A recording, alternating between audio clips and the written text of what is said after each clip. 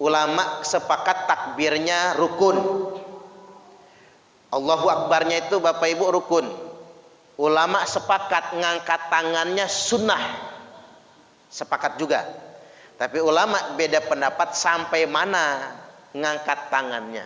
Itu khilaf, terjadi perbedaan pendapat. Nah, yang pertama, mengangkat tangan itu sejajar dengan bahu. Patokannya bahu. Dengan jari sedikit melampaui atas bahu. Yang pertama. Ini pendapat yang disandarkan kepada Imam Hambali. Imam Ahmad bin Hambal itu kalau ngangkat tangan sampai bahu begini, sedikit ke atas. Sedikit ke atas. Dengan jari-jari dirapatkan. Keterangannya dari Salim, dari bapaknya Salim, dia berkata, "Ra'aitu Rasulullah sallallahu alaihi wasallam, aku melihat Rasul idza tatahas salata, apabila beliau memulai salatnya, rafa'a yadaihi hatta yuhadhiya mankibaih." Beliau mengangkat kedua tangannya sehingga kedua tangannya setentangan dengan kedua bahunya. Ini keterangan pertama. Kata Salim, Salim dapat informasi dari bapaknya. Bapaknya Salim itu berarti Abu Salim. Siapa itu? Sahabat Nabi. Nah, kata Abu Salim, aku melihat Nabi kalau sholat ngangkat tangannya sampai setentangan dengan kedua bahunya. Sahih Al-Bukhari nomor 739, Sahih Muslim 390, Sahih muttafaqun alaih, Sahih kelas 1. Ini yang pertama. Kemudian yang berikutnya, yang kedua, kita bacain hadisnya satu-satu aja. Banyak hadis yang serupa, tapi satu-satu aja biar nggak kelamaan. Yang kedua, ngangkat tangan itu setentangan dengan kedua telinga. Dengan kedua telinga. Dengan kaifiat jempol tangan menyentuh tempat anting-anting, jari-jari dimekarkan. Ini fatwa Imam Asy-Syafi'i rahimahullah. Ini madzhab Syafi'i. Begini caranya. Keterangannya dari mana? Dari Malik bin Al-Huwairits. Anna Rasulullah sallallahu alaihi wasallam, sesungguhnya Rasul, kata Malik bin Al-Huwairits, kana idza kabbar, apabila beliau bertakbir, rafa'a yadaihi hatta yuhadhiya bihima udunaihi. Apabila beliau bertakbir, beliau mengangkat kedua tangannya sehingganya setentangan dengan kedua telinganya. Jadi yang tadi kupingnya Pak, itu bahu, ini telinga. Sahih Al-Bukhari nomor hadis 695, Sahih Muslim 589, atau di Sahih Bukhari juga di 737, Sahih muttafaqun alaih, dan tercantum dalam hadis-hadis yang lainnya. Jadi sederhananya, yang ngangkat tangan sampai kuping sahih hadisnya, jelas fatwanya. Yang ngangkat tangan sampai ke bahu sahih hadisnya, jelas fatwanya. Boleh diamalkan semua. Cuman yang nggak boleh yang di dada. Tangan begini. Gitu ya. Ada yang begini. Ini nih nggak ketemu nas ya Bapak Ibu. Nggak ketemu nasnya yang di dada begini. Karena saya ngelihat ada yang di dada begini. Allah. Nah itu nggak ketemu nas, nggak ketemu keterangan. Di fatwa gitu ya, di hadis juga nggak ketemu. Jadi dua kaifiat dia. Begini, bisa saya detailkan lagi begini, sama begini. Kalau yang begini itu Imam Syafi'i. Imam Syafi'i. Dan Imam Syafi'i mengutip hadis Nabi, nasyara asabi'ahu. Nabi itu memekarkan jari-jari tangannya begini. Di hadisnya begitu. Imam Syafi'i sandarannya. Sedangkan Imam Hambali dhamma asabi'ahu. Dhamma asabi'ahu. Rapat jari-jari tangannya Imam Hambali. Di bahu, agak sedikit ke atasin dari bahunya itu. Begitu Imam Hambali. Jadi jangan di tengah, jangan di tengah. Jangan juga malas. Allah Akbar gitu. Ngangkatnya itu loh sembarangan, malas itu namanya. Ngangkat itu yang mantap. Allahu Akbar, mantepin dikit. Telapak tangan ngadep ke arah kiblat. Nih begini. Karena Nabi itu begini, kecuali dalam shop ya Pak. Nabi begini ya karena jadi imam di depan kan. Kalau kita begini muka orang, woi. Allahu Akbar jedut muka orang kena siku kita. Ya, jadi kalau dalam shop ya sesuaikan ge. Diginiin dikit gitu, jangan begitu betul. Atau begini. Yang mantap gitu. Jangan begini. Jangan begini gitu ya. Begitu ya. Jangan pula ketinggian, jangan pula. Pokoknya kalau telinga nih begini, kalau bahu begini. Hanya dua itu aja. Jadi jangan bikin-bikin baru kitanya. Itu namanya melangkahi ulama. Jadi sesuatu yang di luar nas jangan dipraktekkan, yang di dalam nas dan sesuai dengan fatwa ulama. Kemudian yang berikutnya keterangan tambahan dari Abdul Jabbar bin Wa'il an abihi, dari Abdul Jabbar. Abdul Jabbar ini anaknya Wa'il. Abdul Jabbar dapat informasi dari bapaknya, berarti dari Wa'il kan, Wa'il bin Hujrin. Dia berkata, "Shallaitu khalfa Rasulillah sallallahu alaihi wasallam." Aku sholat di belakang Rasul. Falamma ftataha sholat takabbar. Rasul itu apabila membuka sholat, memulai sholatnya dengan takbir. Beliau bertakbir, warafa'a yadaihi, dan mengangkat kedua tangannya, hatta hadata udunai, sehingganya sejajar dengan kedua telinga. Sejajar dengan kedua telinga. Selanjutnya, thumma yaqra' bi fatihatil kitab. Lalu Nabi membaca surah Al-Fatihah. Falamma faragha minha, setelah selesai dari membaca surah Al-Fatihah, qala amin. Nabi mengucapkan amin. Yarfa'u biha sautah. Nabi mengangkat, mengeraskan suaranya. Sahih Muslim 608, Sunan An-Nasa'i 889, dan dalam kitab-kitab hadis yang lainnya. Selanjutnya yang berikutnya dari Malik bin Al-Huwairis, versi riwayat Imam Abu Daud. Dia berkata, aku melihat Nabi sallallahu alaihi wasallam yarfa'u yadaihi idza kabbar, mengangkat kedua tangannya apabila beliau bertakbir. Wa idza raka'a, begitupun ketika ruku ngangkat tangan juga. Wa idza rafa'a ra'sahu minar ruku', dan ketika bangun dari ruku juga ngangkat tangan. Jadi sami Allahu liman hamidah, ngangkat tangan maksudnya. Hatta yablugha bihima furu'a udunai, sampai kedua tangannya, jari-jarinya melampaui bagian atas telinga. Kalau begini Pak tuh, lihat jari-jari saya Bapak Ibu, kan melampaui bagian atas telinga. Ini yang ngambil madzhab Syafi'i ya. Sunan Abi Daud 745. Nah, kemudian yang berikutnya dalam kitab Al-Mughni. Al-Mughni li Ibni Qudamah. Al-Mughni itu kitab yang masyhur di kalangan madhab Hambali. Ini bermadhab Hambali maksud saya. Ibnu Qudamah itu adalah salah satu murid Imam Hambali.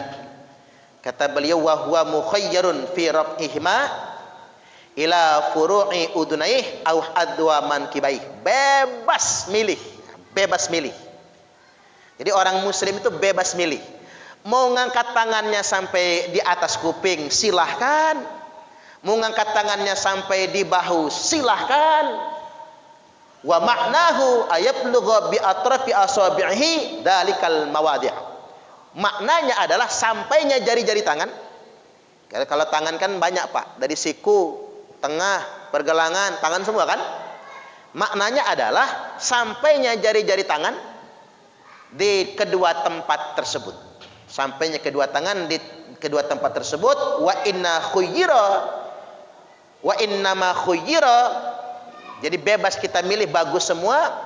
Li anna kilal amrain marwiyun an Rasulillah sallallahu alaihi wasallam, karena dua-duanya ini sama-sama diriwayatkan dari Rasulullah sallallahu alaihi wasallam. Kitab Al-Mughni di juz yang kedua halaman 327. Ini bebas milihnya. Gak usah berantem maksud saya tentang itu. Mau begini, hayo, tapi nisbatkan ke madzhab Syafi'i. Berarti kita taklidnya ke Imam Syafi'i. Kalau begini, nisbatkan ke madzhab Hambali. Berarti kita taklid dengan Imam Hambali. Harus begitu. Karena perkara fikih itu wajib taklid. Mengapa wajib taklid? Taklid hukmiyah namanya. Wajib ngikut fatwa hukum. karena nggak boleh memfatwakan sendiri. Itu maksudnya Bapak Ibu. Dan nggak usah khawatir, nggak ada yang masuk neraka gara-gara itu, nggak ada. Karena Anda takbirnya sampai bahu, neraka, nggak ada. Karena Anda takbirnya sampai kuping, neraka, nggak ada. Nggak usah khawatir Pak, nggak usah berebut benar maksud saya. Ada benar semua ini, nggak ada yang salah. Yang salah itu yang nggak sholat ya Bu ya. Mau kayak manapun bagus sholatnya, kalau nggak sholat ya nggak bisa lah. Nah di sini ada penjelasan dari Imam Nawawi. Wa amma sifatur raf'i, adapun sifat mengangkat tangan, fal masyhuru mim madhhabina, pendapat yang masyhur dari madhab kami, kata Imam Nawawi. Imam Nawawi nyebut madhab kami itu berarti madhab Syafi'i, karena beliau adalah mujtahidin rajih di kalangan madhab Syafi'i. Wa madhabil jamahir, dan pendapat madhab al-jamahir. Al-jamahir itu apa? Mayoritas ulama, ya. Annahu yarfa'u yadaihi hadwa mankibaih, sesungguhnya mengangkat tangan itu sejajar dengan kedua bahu. Bihaitsu yuhadhiya atrafu asabihi furu'a udunaihi, dengan mengirim jari-jari tangan melampaui bagian atas telinga, bagian atas daun telinga, jari-jari tangan melampaui bagian atas daun telinga. Ai a'la udunaihi, yakni lebih tinggi, di atas telinga, maksudnya di atas daun telinga, di atas daun telinga. Wa ibhamahu sahmata udunaih, dengan jempol tangan, kedua jempol tangan di tempat anting-anting, di tempat anting-anting ini, jempol tangan di tempat anting-anting.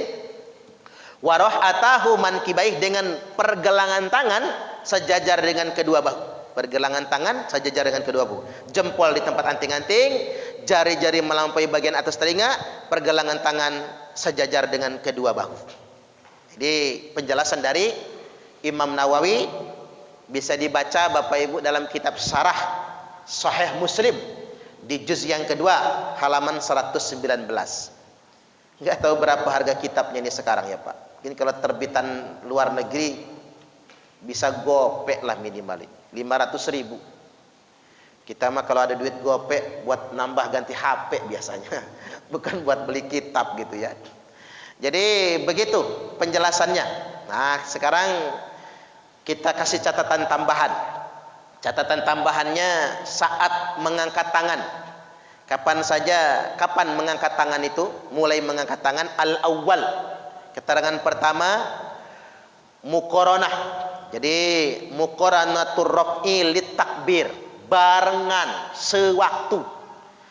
Ngangkat tangan itu bersamaan dengan ucapan takbir. Allahu Akbar. Nah, itu muqaranah namanya, bersamaan.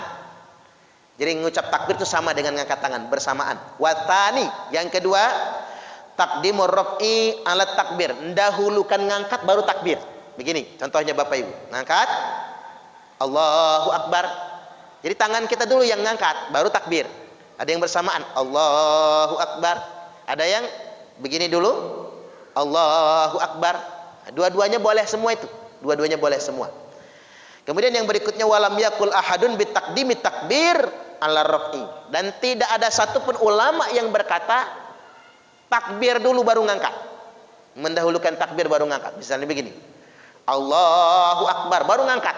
Enggak boleh, enggak boleh. Ingat ya Bapak Ibu, barengan atau ngangkat dulu baru takbir. Yang ketiga, takbir dulu baru ngangkat, enggak boleh. Yang nomor 3 itu takbir dulu baru ngangkat, enggak boleh. Ini keterangan dikemukakan oleh Imam As-Sun'ani dalam kitab Subulus Salam juz yang kedua halaman 74. Kitab Subulus Salam ini syarah kitab Bulughul Maram karya Al-Hafiz Ibnu Hajar Al-Asqalani. Jadi tapi mohon maaf Bapak Ibu, orang Indonesia ini banyak ngoleksi Bulughul Maram. Kalau mengoleksi kitab fikih itu jangan Bulughul Maramnya, karena takut salah. Karena Bulughul Maram itu baru dalil-dalil hukum fikih. Jadi takut salah paham soalnya. Indonesia itu banyak kutip koleksinya Bulughul Maram. Kalau kayak Riyadhus Shalihin masih mending. Boleh aja koleksi Bulughul Maram, tapi dengan syarat kita harus belajar fikih yang mendetil. Karena Bulughul Maram itu bukan kitab fikih, tapi kumpulan dalil-dalil fikih. Banyak orang nggak paham, menjadikan Bulughul Maram jadi fikih. Nah itulah kerjaan Hasan, pendiri Persis. Makanya salah semua fatwanya itu. fatwanya nggak sesuai dengan yang ngarang kitab gitu. Yang ngarang kitab itu kan Al-Hafiz Ibnu Hajar Al-Asqalani. Beliau mensunahkan doa kunut. Hasan pakai kitab itu membid'ahkan doa kunut. Kan kacau namanya. Antara yang ngarang kitab sama yang menjelaskan kitab kok benturan, ndak boleh. Makanya kalau fikih harus ke fikih langsung. Di Bulughul Maram itu kumpulan dalil-dalil fikih. Makanya ada sarahnya Subulus Salam. Agar pas memahami hukum fikihnya. Subulus Salam juz yang kedua halaman 74. Kemudian yang berikutnya sifat telapak tangan. Nah, ketika mengangkat telapak tangan ini ada keterangan dari Abu Hurairah radhiyallahu an.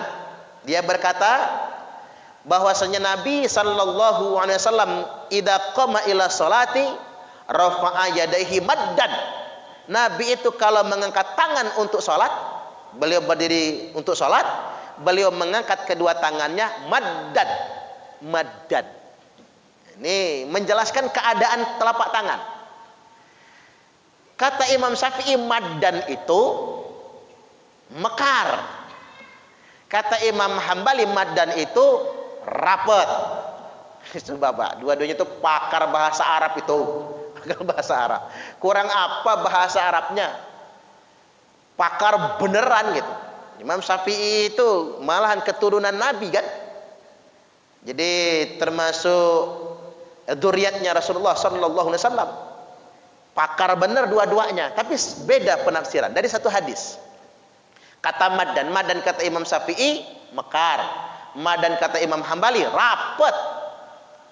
Nah, kita terkait dengan maddan ini Sunan At-Tirmidzi 873, An-Nasa'i 873, At-Tirmidzi 223. Cuman Imam Syafi'i punya penguat gitu. Apa penguatnya?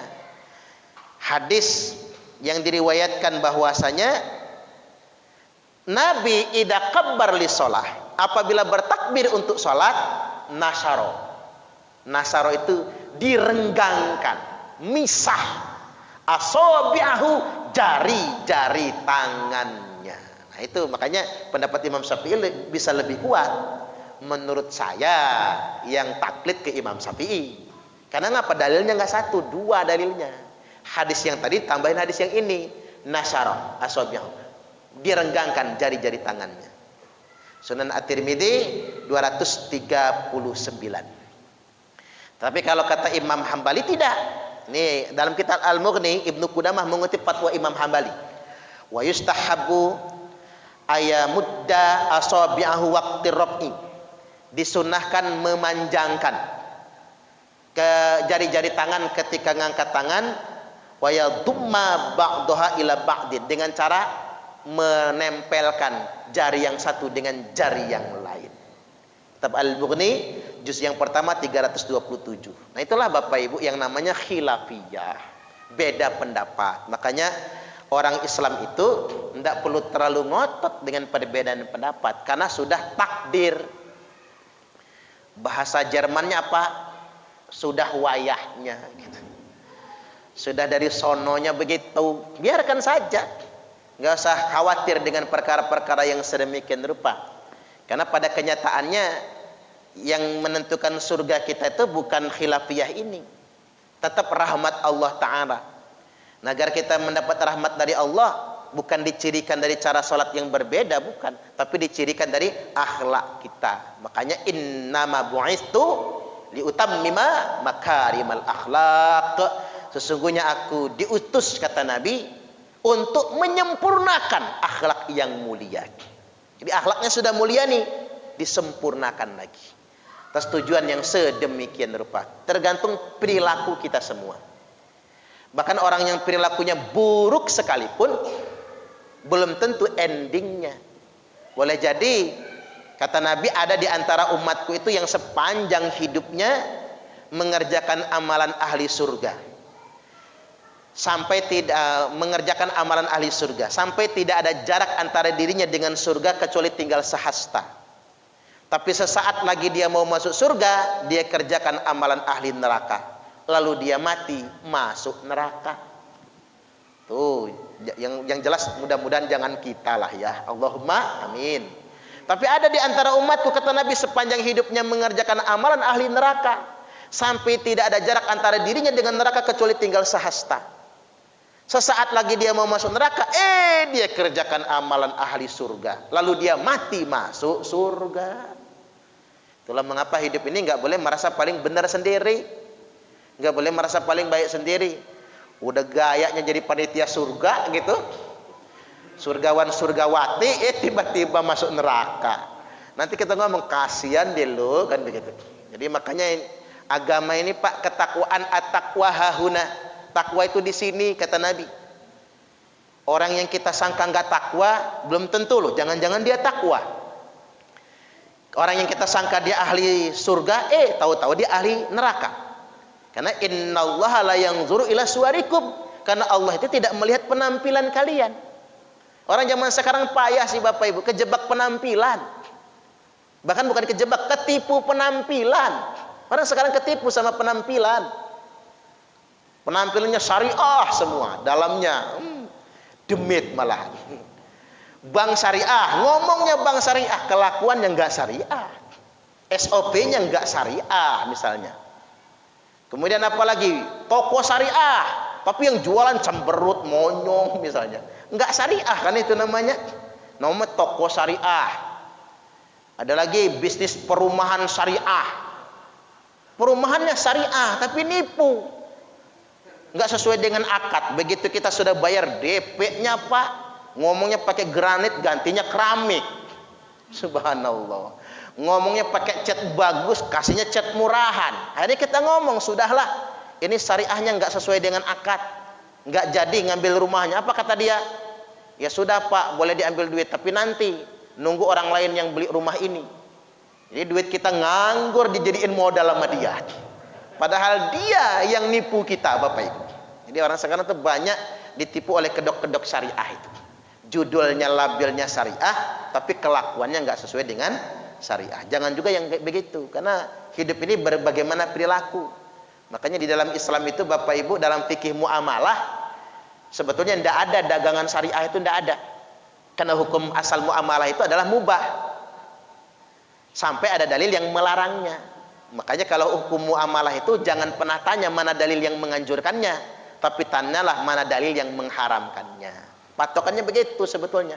Makanya kita ini walaupun labelnya bukan syariah, selama kita tidak melanggar syariat, itu syariah namanya. Walaupun labelnya bukan